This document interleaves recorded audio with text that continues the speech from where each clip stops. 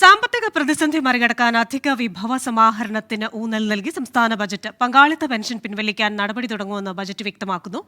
റബ്ബറിന്റെ താങ്ങുവില 10 രൂപ വർദ്ധിപ്പിച്ചു. ക്ഷേമ പെൻഷൻ നൽകുന്നതിന് കൃത്യമായ സംവിധാനം ഏർപ്പെടുത്തുമെന്ന് വ്യക്തമാക്കിയെങ്കിലും പെൻഷനിൽ വർധനയില്ല. കിഫ്ബി ഉൾപ്പെടെയുള്ള മൂലധന നിക്ഷേപ മേഖലയിൽ 34,530 കോടിയാണ് വകയിരുത്തിയത്.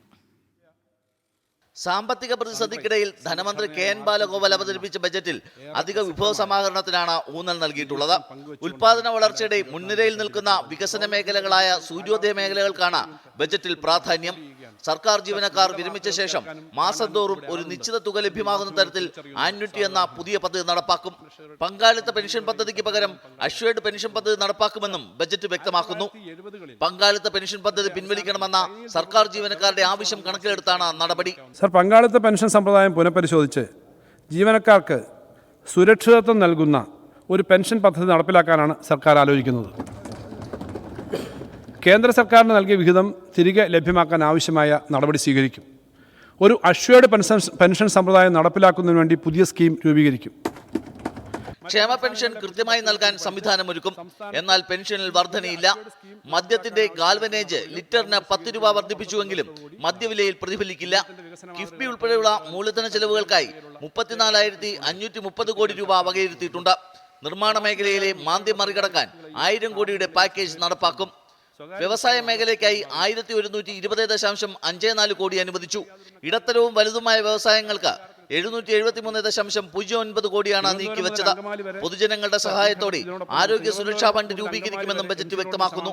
കേരളീയത്തിനായി 10 കോടി അനുവദിച്ചു. നവകേരള സദസ്സ് തുടരുമെന്നും ബജറ്റ് വ്യക്തമാക്കുന്നുണ്ട്.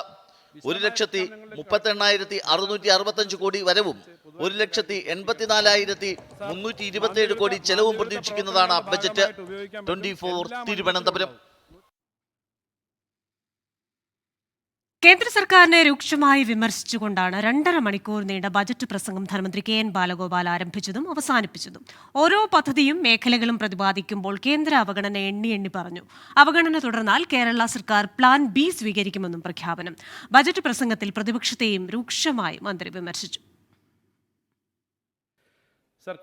കേന്ദ്ര സർക്കാരിനെതിരെ അതിരൂക്ഷ വിമർശനമാണ് ബജറ്റിലാകെ ഉണ്ടായിരുന്നത്. സാമ്പത്തിക ഉപരോധത്തിലേക്ക് കേരളത്തെ കേന്ദ്ര സർക്കാർ തള്ളിവിടുകയാണ്. കേന്ദ്രത്തിന്റെ ശത്രുതാ മനോഭാവം കൊണ്ടെന്നും കേരളം തകരില്ല, തളരില്ല, തകർക്കാനാവില്ല എന്നതാണ് മുദ്രാവാക്യമെന്നും ധനമന്ത്രി വ്യക്തമാക്കി. കേന്ദ്രത്തിന്റെ സമീപനത്തിൽ പരിതപിച്ച് കയ്യും കെട്ടി നോക്കി നിൽക്കാനല്ല കേരളം തയ്യാറാവേണ്ടത്. പകരം തകരില്ല കേരളം, തളരില്ല കേരളം, തകർക്കാനാവില്ല കേരളത്തെ എന്ന ശക്തമായ വികാരത്തോടുകൂടി നമുക്ക് മുന്നേറാൻ കഴിയണം. സുപ്രീം കോടതിയിലെ നിയമപോരാട്ടവും കേന്ദ്ര സർക്കാരിനെതിരായ സമരവും ബജറ്റിൽ പ്രതിപാദിച്ചു. എല്ലാ മലയാളികളുടെയും സഹകരണവും അഭ്യർത്ഥിച്ചു. ഈ ആനുകൂല്യങ്ങൾ നിലനിർത്താനും വർദ്ധിപ്പിക്കാനും സംസ്ഥാന സർക്കാരിൻ്റെ ഭരണഘടനാപരമായ അധികാരങ്ങളെയും അവകാശങ്ങളെയും സംരക്ഷിക്കേണ്ടതുണ്ട്. അതിനുവേണ്ടിയിട്ടാണ് ഡൽഹിയിൽ സമരം സംഘടിപ്പിക്കുന്നതും സുപ്രീം കോടതിയിൽ നിയമപോരാട്ടം നടത്തുന്നതും. ഇവ രണ്ടിലും മുഴുവൻ കേരളീയരുടെയും പിന്തുണ അഭ്യർത്ഥിക്കുകയാണ്. സംസ്ഥാനത്തോടുള്ള അവഗണന തുടർന്നാൽ പ്ലാൻ ബി ആലോചിക്കുമെന്നും വെല്ലുവിളി. അതല്ല, ധനവ്യവസ്ഥയെ കൂടുതൽ കേന്ദ്രീകരിക്കുന്ന നടപടിയാണ് കേന്ദ്രം സ്വീകരിക്കുന്നതെങ്കിലോ കേരളത്തോടുള്ള അവഗണന തുടരുകയാണെങ്കിലോ തീർച്ചയായും നമുക്ക് ഒരു പ്ലാൻ ബിയെ കുറിച്ച് ആ ഘട്ടത്തിൽ ആലോചിക്കേണ്ടി വരും. പ്രതിപക്ഷ വിമർശനവും ചേർത്തതായിരുന്നു ഇത്തവണത്തെ സംസ്ഥാന ബജറ്റ്. കേന്ദ്ര അവഗണന പ്രതിപക്ഷത്തിന് ബോധ്യപ്പെട്ടത് വൈകിയെന്നും പരിഹാസം. സംസ്ഥാന സർക്കാരിനെ വിമർശിക്കുന്ന സാമ്പത്തിക വിദഗ്ധർ പോലും കേന്ദ്ര അവഗണനയുണ്ട് എന്ന് അംഗീകരിക്കുന്നു. കേന്ദ്രത്തിനെതിരായ സമരത്തിൽ ഞങ്ങളോടൊപ്പം ചേരാൻ തയ്യാറല്ലെങ്കിലും ഇപ്പോൾ പ്രതിപക്ഷവും അവഗണനയുണ്ട് എന്ന് സമ്മതിക്കുന്നുണ്ട്. ഇത് സ്വാഗതാർഹമാണ്. വൈകിയാണെങ്കിലും കേരളത്തോടുള്ള അവഗണന പാർലമെന്റിൽ ഉന്നയിക്കുമെന്നും പ്രതിപക്ഷം പറയുന്നുണ്ട്. പ്രതിപക്ഷത്തെ വിമർശിക്കാനുള്ള ഡോക്യുമെന്റാണോ ബജറ്റ് എന്നായിരുന്നു പ്രതിപക്ഷ നേതാവിന്റെ മറുചോദ്യം. യാഥാർത്ഥ്യബോധമില്ലാത്ത പ്രഖ്യാപനങ്ങൾ നടത്തി ബജറ്റിന്റെ വിശ്വാസ്യതയാണ് ഇന്ന് ധനകാര്യമന്ത്രി തകർത്തത്. യഥാർത്ഥത്തിൽ രാഷ്ട്രീയ പ്രഖ്യാപനങ്ങൾ നടത്തി പ്രതിപക്ഷത്തിനെ വിമർശിച്ച് ബജറ്റിന്റെ പവിത്രതയും ധനകാര്യ വകുപ്പ് മന്ത്രി നഷ്ടപ്പെടുത്തി. ബജറ്റ് പ്രസംഗത്തിലുടനീളം കേന്ദ്ര സർക്കാരിനെ വിമർശിച്ച് ധനമന്ത്രി പ്രസംഗം അവസാനിപ്പിച്ചതും കേന്ദ്ര വിമർശനത്തോടെയാണ്. 24 തിരുവനന്തപുരം. ലോക്സഭാ തെരഞ്ഞെടുപ്പ് അടുത്തിരിക്കെ സർക്കാർ ജീവനക്കാരെയും അധ്യാപകരെയും കൂടെ നിർത്താനാണ് ബജറ്റിൽ നീക്കം. ജീവനക്കാരുടെ ഏറ്റവും വലിയ ആവശ്യമായ പങ്കാളിത്ത പെൻഷൻ പിൻവലിച്ചും ക്ഷാമബത്ത ഏപ്രിലിൽ അനുവദിക്കുമെന്ന് പ്രഖ്യാപിച്ചും ജീവനക്കാരെ കൂടെ നിർത്താനാണ് ശ്രമം. അംഗൻവാടി ജീവനക്കാർക്കായി പ്രത്യേകം ഇൻഷുറൻസ് പദ്ധതിയും ബജറ്റിൽ ധനമന്ത്രി കെ.എൻ. ബാലഗോപാൽ പ്രഖ്യാപിച്ചു. ലോക്സഭാ തെരഞ്ഞെടുപ്പ് അടുത്തിരിക്കെ സർക്കാർ ജീവനക്കാരെ പിണക്കാൻ സർക്കാർ തയ്യാറായില്ല. പങ്കാളിത്ത പെൻഷൻ കാര്യത്തിൽ അപ്രതീക്ഷിത നീക്കമാണ് ബജറ്റിലൂടെ സർക്കാർ നടത്തിയത്. ഇതിനു പകരം അഷ്വേർഡ് പെൻഷൻ സമ്പ്രദായം നടപ്പാക്കും. ഇത് ജീവനക്കാർക്ക് സുരക്ഷിതത്വം നൽകുന്ന പെൻഷൻ പദ്ധതിയായിരിക്കുമെന്ന് ബജറ്റിൽ ചൂണ്ടിക്കാട്ടുന്നു. മറ്റ് സംസ്ഥാനങ്ങളിലെ പുതിയ പദ്ധതികൾ കൂടി പഠിച്ച് സംസ്ഥാനത്ത് ഇത് നടപ്പാക്കും. കേന്ദ്ര സർക്കാരിന് നൽകിയ വിഹിതം തിരികെ ലഭ്യമാക്കാൻ ആവശ്യമായ നടപടി സ്വീകരിക്കും. ജീവനക്കാരുടെ ക്ഷാമബത്ത കുടിശ്ശിയാകാൻ കാരണം കേന്ദ്ര വിഹിതത്തിലെ കുറവാണെന്ന് വിമർശിക്കുന്ന ബജറ്റ് ഏപ്രിലിൽ ജീവനക്കാർക്ക് 1 ഗഡു ക്ഷാമബത്ത ശമ്പളത്തോടൊപ്പം നൽകുമെന്നും വ്യക്തമാക്കുന്നു. സർക്കാർ ജീവനക്കാർ വിരമിച്ചതിന് ശേഷം മാസം തോറും ഒരു നിശ്ചിത തുക ലഭ്യമാകുന്ന തരത്തിൽ ഒരു പുതിയ പദ്ധതി ആന്വിറ്റി എന്ന പേരിൽ നടപ്പാക്കും. ഇത് നടപ്പാക്കുന്നത് പഠിക്കാൻ ഇൻഷുറൻസ് വകുപ്പിനെ ചുമതലപ്പെടുത്തുമെന്നും ബജറ്റിലുണ്ട്. അംഗൻവാടി ജീവനക്കാർക്ക് ഇൻഷുറൻസ് പദ്ധതി പ്രഖ്യാപിച്ചു.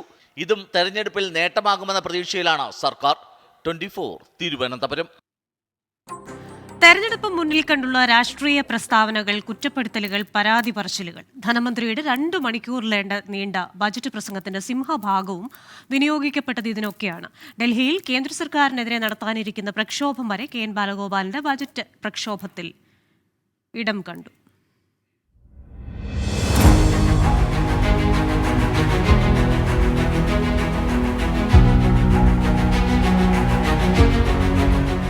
സർ, ഇത് ജനങ്ങളെയാകെ ബാധിക്കുന്ന പ്രശ്നമാണെന്ന് കണ്ട് കേന്ദ്ര അവഗണനയ്ക്കെതിരെ സമരം ചെയ്യാൻ സ്വന്തം നിലയ്ക്കാണെങ്കിലും പ്രതിപക്ഷവും തയ്യാറാകണം എന്ന് അഭ്യർത്ഥിക്കുകയാണ്. കേന്ദ്ര അവഗണനയെപ്പറ്റിയുള്ള വിലാപങ്ങളും രാഷ്ട്രീയ പ്രസ്താവനകളും കൊണ്ട് സമൃദ്ധമായ സംസ്ഥാന ബജറ്റ് പ്രസംഗം തെരഞ്ഞെടുപ്പ് ലക്ഷ്യം കണ്ടുള്ള രാഷ്ട്രീയ പ്രസംഗമായി പലയിടത്തും മാറി. മുടിഞ്ഞുപോയ നാടെന്ന് വിശേഷിപ്പിക്കുന്ന കേരള വിരുദ്ധരെ വല്ലാതെ നിരാശപ്പെടുത്തുന്ന നേട്ടങ്ങളാണ് ഈ നാട് കൈവരിച്ചത് എന്ന് പറഞ്ഞുകൊണ്ടാണ് ധനമന്ത്രി കെ എൻ ബാലഗോപാലിന്റെ പ്രസംഗത്തിന്റെ തുടക്കം. കേരളത്തിൻ്റെ സ്ഥാനം ഇന്ത്യൻ സംസ്ഥാനങ്ങൾക്കിടയിൽ മുൻനിരയിലാണ്.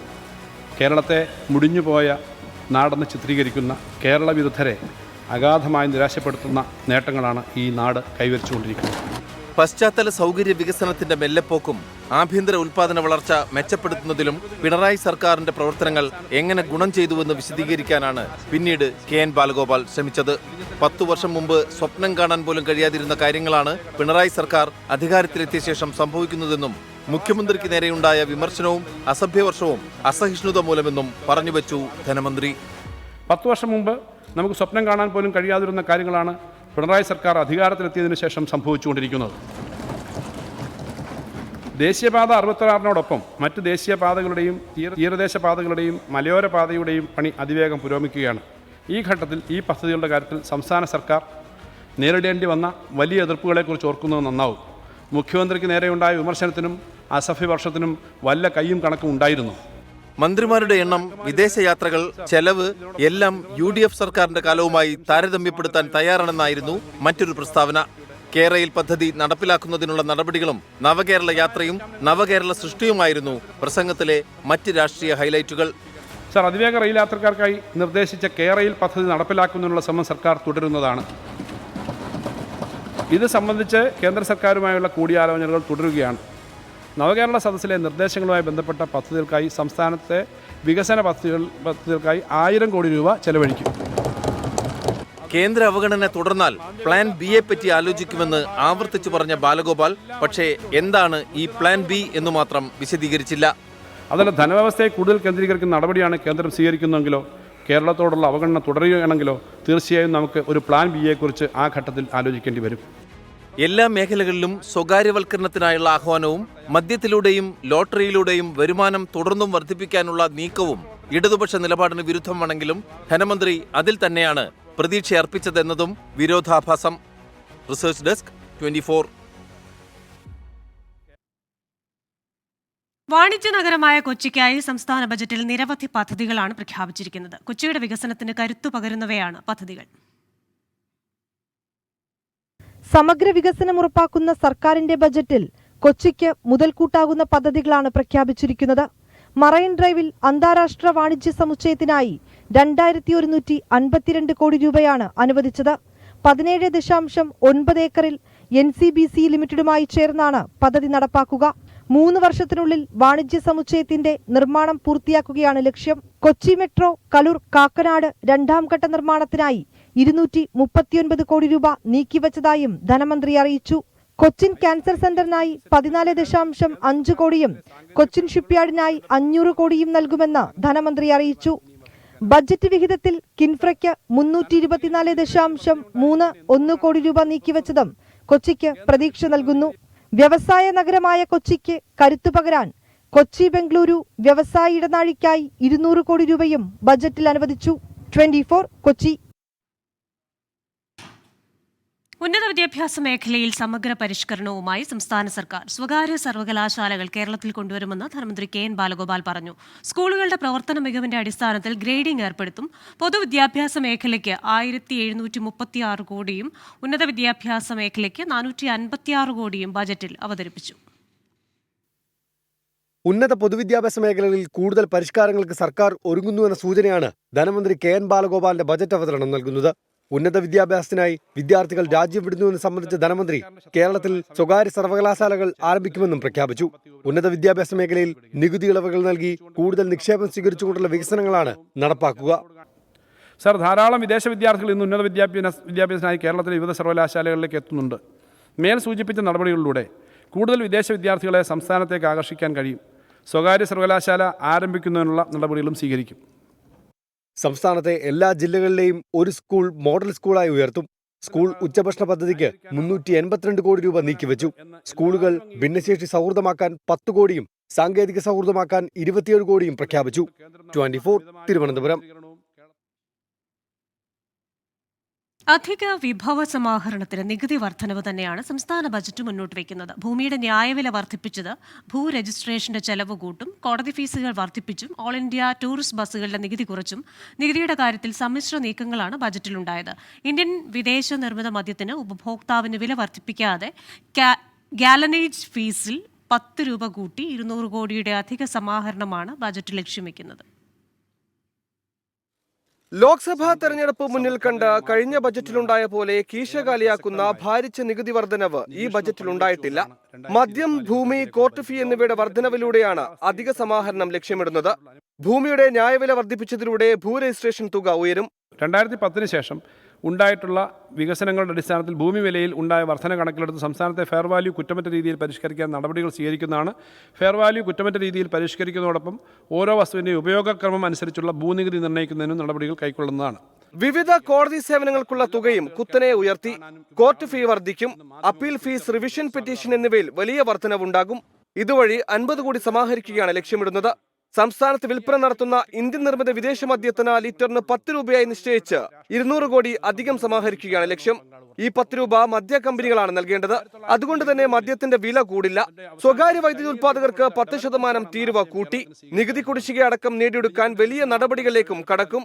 GST നികുതി കുടിശ്ശിക അടയ്ക്കാൻ ഒറ്റത്തവണ തീർപ്പാക്കൽ പദ്ധതി നടപ്പാക്കും. സർ, സംസ്ഥാനത്ത് വിൽപ്പന നടത്തുന്ന ഇന്ത്യൻ നിർമ്മിത വിദേശ മദ്യത്തിന്മേൽ ലിറ്ററിന് 30 രൂപ വരെ ഗാലനേജ് ഫീ ചുമത്തുന്നതിന് അബ്കാരി നിയമം അനുവദിക്കുന്നുണ്ട്. ആയത് ലിറ്ററിന് 10 രൂപയായി നിശ്ചയിക്കുന്നു. ഇതുവഴി 200 കോടി രൂപയുടെ അധിക വരുമാനം പ്രതീക്ഷിക്കുന്നു.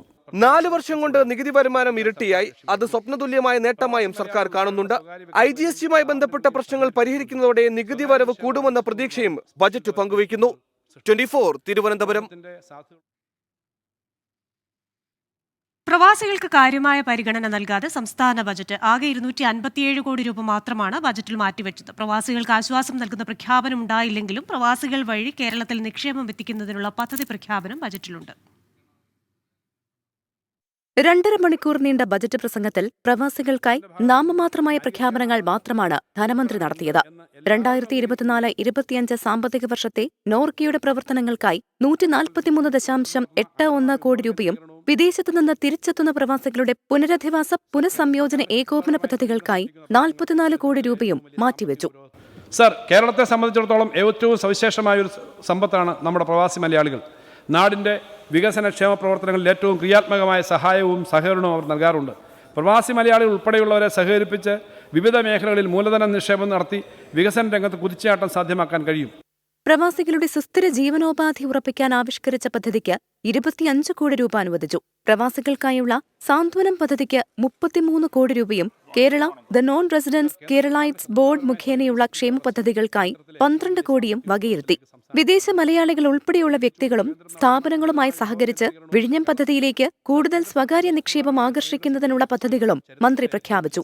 ഇതിനായി നിക്ഷേപ സംഗമം സംഘടിപ്പിക്കും. ബജറ്റിൽ കൂടുതൽ പരിഗണന നൽകണമെന്ന് വിദേശ മലയാളി സംഘടനകൾ മന്ത്രിയോട് ആവശ്യപ്പെട്ടിരുന്നു. കേന്ദ്ര ബജറ്റിൽ പ്രവാസികൾക്ക് കാര്യമായ പരിഗണന ലഭിച്ചില്ല എന്ന വിമർശനത്തിന് പിന്നാലെയാണ് സംസ്ഥാന ബജറ്റിലും പ്രവാസികളെ തഴയുന്നത്. 24 തിരുവനന്തപുരം.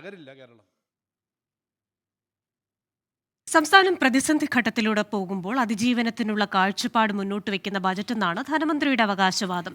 പൊതുജനങ്ങളുടെ മേൽ അമിത ഭാരം അടിച്ചേൽപ്പിക്കുന്നില്ലെങ്കിലും സ്വകാര്യ നിക്ഷേപം വ്യാപിപ്പിച്ചുകൊണ്ടടക്കം അധിക ധനസമാഹരണമാണ് സർക്കാർ ലക്ഷ്യം വയ്ക്കുന്നത്.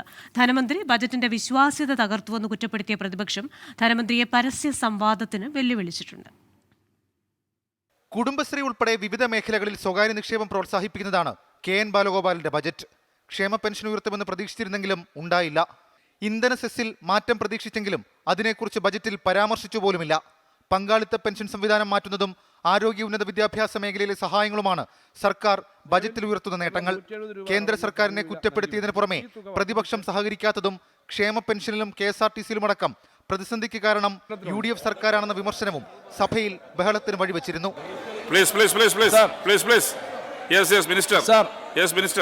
വിഭവ സമാഹരണം സംബന്ധിച്ചാണ് സാർ. വിഭവ സമാഹരണം അല്പം ഉണ്ട്, മൊത്തം വായിക്കേണ്ടതാണ്. ടാക്സ് ആയതുകൊണ്ട് കുറച്ച് അധികം ടാക്സ് വരുന്നതിൽ നിർദ്ദേശങ്ങൾ കൂടുതലുണ്ട് സാർ. അപായകരമായ സൂചന നൽകുന്ന ബജറ്റെന്നായിരുന്നു പ്രതിപക്ഷ വിമർശനം. കേരളം കൂടുതൽ ധനപ്രതിസന്ധിയിലേക്ക് കൂപ്പുകുത്തുമെന്ന് പ്രതിപക്ഷ നേതാവ് VD സതീശൻ. യാഥാർത്ഥ്യബോധമില്ലാത്ത പ്രഖ്യാപനങ്ങൾ നടത്തി ബജറ്റിന്റെ വിശ്വാസ്യതയാണ് ഇന്ന് ധനകാര്യമന്ത്രി തകർത്തത്. യഥാർത്ഥത്തിൽ രാഷ്ട്രീയ പ്രഖ്യാപനങ്ങൾ നടത്തി പ്രതിപക്ഷത്തിനെ വിമർശിച്ച് ബജറ്റിന്റെ പവിത്രതയും ധനകാര്യ വകുപ്പ് മന്ത്രി നഷ്ടപ്പെടുത്തി. അടിസ്ഥാന സൗകര്യ വികസനത്തിന് പ്രത്യേക ഊന്നൽ നൽകുന്നുവെന്നും വലിയ രീതിയിൽ കേരളത്തിന് കുതിച്ചുചാട്ടം ഉണ്ടാക്കാൻ കഴിയുന്ന ബജറ്റാണെന്നും ധനമന്ത്രി. മലയാളികളുടെ ജീവിതത്തെയും സൗകര്യങ്ങളെയും കൂടുതൽ മെച്ചപ്പെടുത്തി മുന്നോട്ട് കൊണ്ടുപോകാൻ നമുക്ക് ഒരുമിച്ച് സാധിക്കും. അതിനുള്ള ദിശാസൂചകങ്ങളായ പദ്ധതികളും പ്രഖ്യാപനങ്ങളുമാണ് ബജറ്റിൽ ഉൾക്കൊള്ളിച്ചിട്ടുള്ളത്. വരുന്ന തലമുറകൾക്ക് കൂടി വേണ്ടി ഈ നാടിനെ കൂടുതൽ മികവുറ്റതാക്കാൻ നമുക്ക് ഒരുമിച്ച് മുന്നേറാം. കേന്ദ്ര സർക്കാരിനെ പ്രത്യക്ഷമായി പ്രതിരോധത്തിലാക്കി റബ്ബർ താങ്ങുവിലയടക്കം വർദ്ധിപ്പിക്കുന്നതിലൂടെ ലോക്സഭാ തെരഞ്ഞെടുപ്പ് മുന്നിൽ കണ്ടുള്ള ബജറ്റ് നീക്കമെന്ന് ഉറപ്പായി. 24 തിരുവനന്തപുരം.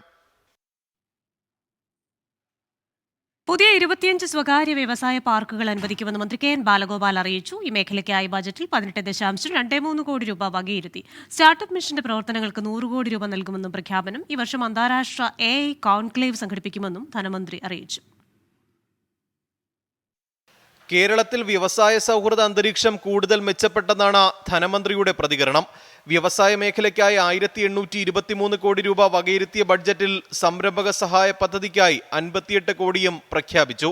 കഴിഞ്ഞ വർഷം മാത്രം 1,40,000 സംരംഭങ്ങളാണ് സംരംഭക വർഷം പദ്ധതിയുടെ ഭാഗമായി ആരംഭിച്ചതെന്നും ധനമന്ത്രി. സാമ്പത്തിക തൊഴിൽ രംഗങ്ങളിൽ പരമാവധി വളർച്ച കൈവരിക്കുന്നതിന് കൊച്ചി ബാംഗ്ലൂർ വ്യവസായ ഇടനാഴിയുടെ സാക്ഷാത്കാരത്തോടെ സാധ്യമാകും. പദ്ധതിക്കായി 200 കോടി രൂപ വകയിരുത്തുന്നു. കിൻഫ്രയുടെ ആഭിമുഖ്യത്തിൽ കാക്കനാട് ആധുനിക സൗകര്യങ്ങളുടെ സ്ഥാപിക്കുന്ന എക്സിബിഷൻ സെൻ്ററിന് 12.5 കോടി രൂപ വകയിരുത്തുന്നു. സർ, 11 വ്യവസായ പാർക്കുകളുടെ അടിസ്ഥാന സൗകര്യങ്ങൾക്ക് 30.6 കോടി രൂപ മാറ്റിവെക്കുന്നു.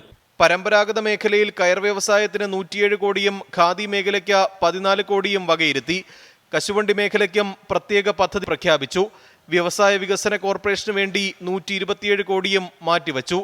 IBMുമായി ചേർന്ന കേരളത്തിൽ AI കോൺക്ലേവ് സംഘടിപ്പിക്കും. ബംഗളൂരു വ്യവസായ ഇടനാഴിയുടെ ഭാഗമായ കൊച്ചി പാലക്കാട് റീച്ച് നിർമ്മാണത്തിന് 200 കോടി വകയിരുത്തി. വ്യവസായ പാർക്കുകൾ തുടങ്ങാൻ 30 കോടിയും പ്രഖ്യാപിച്ചു. 24 തിരുവനന്തപുരം. ഈ ബുള്ളറ്റിൻ പൂർണ്ണമാവുകയാണ്. ലോകത്തെവിടെയായാലും ഏത് സമയത്തും 24 വാർത്തകളും ഓഗ്മെന്റഡ് റിയാലിറ്റി പാക്കേജുകളും എക്സ്പ്ലെയിനറുകളും വിശദമായി കാണാൻ ഞങ്ങളുടെ YouTube ചാനൽ നിങ്ങൾക്ക് സബ്സ്ക്രൈബ് ചെയ്യാം.